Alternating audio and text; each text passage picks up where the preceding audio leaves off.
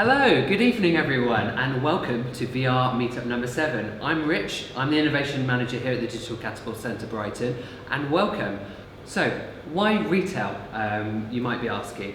Well, here at the Digital Catapult Centre, we look to open up opportunities for digital companies that might add value to what they're working on. And one of the ways we look to do that is to provide access to new thinking that could potentially lead to new customers, or to allow them to exploit and apply their ideas and products and services to new markets.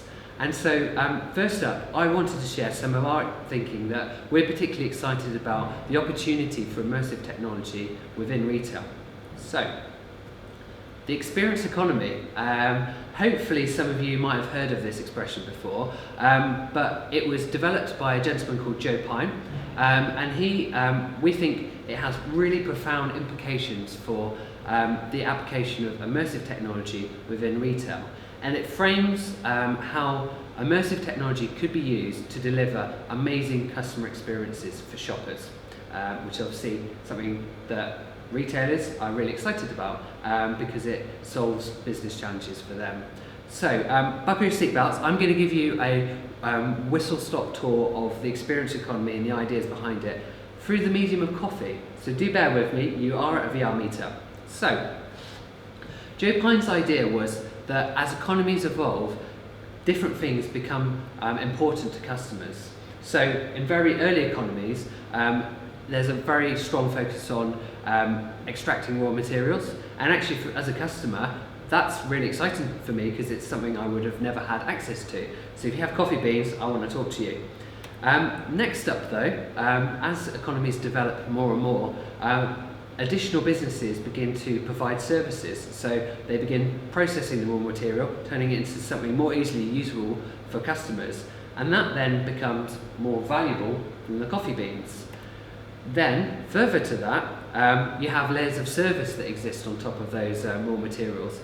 So I can not only, I can get someone else to make my coffee for me. What a great time saver. Forget about you ground coffee.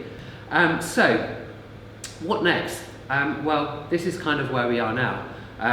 That not only can I get my coffee and go and drink it in a coffee shop, I get a layer of experience around it. I could make my coffee and drink it at home. However, the coffee shop satisfies deeper needs for me. That is to socialise, maybe to look cool and aloof by drinking my coffee as I tap on my MacBook. But importantly, this isn't the cheapest way to drink coffee. I could make it at home. However, having it in the coffee shop is actually more valuable to customers. However, the world we live in now, there are coffee shops on the corner of every high street. What is the framework that Joe Pine provided to allow us to understand what experiences become more valuable? Well, he had the following ideas. A good experience should be emotional. It should engage the heart, pull on the heartstrings, and ideally engage the senses, if not all of the senses. It should provide a meaningful connection, and that could be through storytelling, or it could be a connection with other people and personalisation. And he also said that it should provide value. So that could be, it could be pure entertainment, it could be educational, it could be beautiful and provide aesthetic value, or it could provide escape to customers. And importantly, and I think the bottom point and the top point really link up here, that because it is emotional, customers don't process the value in a rational way and therefore are prepared to pay more of a premium for these types of experiences. However, this framework isn't just theoretical. We can see that it actually plays out in customer behaviour, and you can see a few examples here of how customers are really valuing experience. And also it's echoed by experts in retail. So 86% of business leaders have agreed that expanded customer experience is vital for success in the retail space. So what does this mean for our coffee example? Well, here you can see right at the top, another way of adding an additional layer of experience on top would be providing a class where you can make your beautiful latte art, also probably learn about the provenance of the beans of the coffee cup you're drinking, and that becomes an even more prized experience over the one of just drinking it in the coffee shop.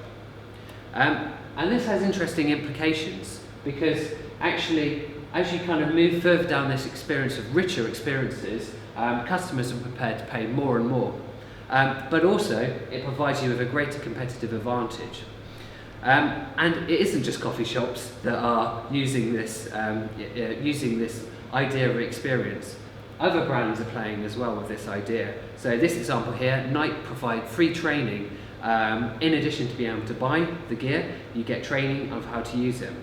So you might be sitting there thinking, what does this mean for immersive technology? Well, the technologist Kevin Kelly, and also the editor of Wired magazine, observed that VR, AR and mixed reality heralds a fundamental shift from the internet, which provides information as a basic unit of currency for customers, to one which experience is the values currency for customers.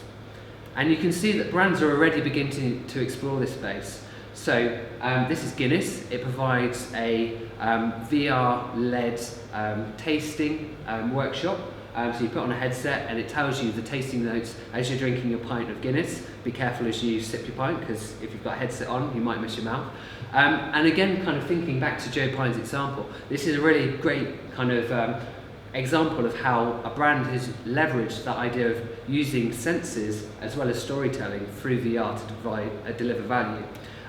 Very recently, this was one actually only yesterday, so Fanta have made a VR experience that people can view using a Google Cardboard, and it's a lift where you kind of have varying levels of horror experience, so obviously kind of providing the entertainment from the value perspective. Unfortunately, I'm not sure how well they managed to completely nail how scary it was. I couldn't quite actually work out whether Miley Cyrus videos was a terrifying thing or actually they were saying it was a really PG experience.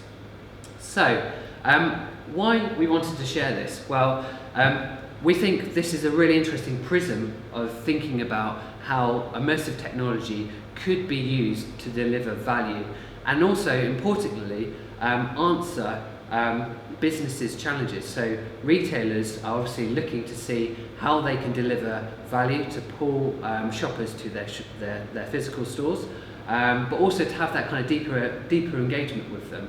And if you're a company making immersive content right now, this is an amazing opportunity for you to be thinking about how you could be developing your content in a way that answers those business challenges.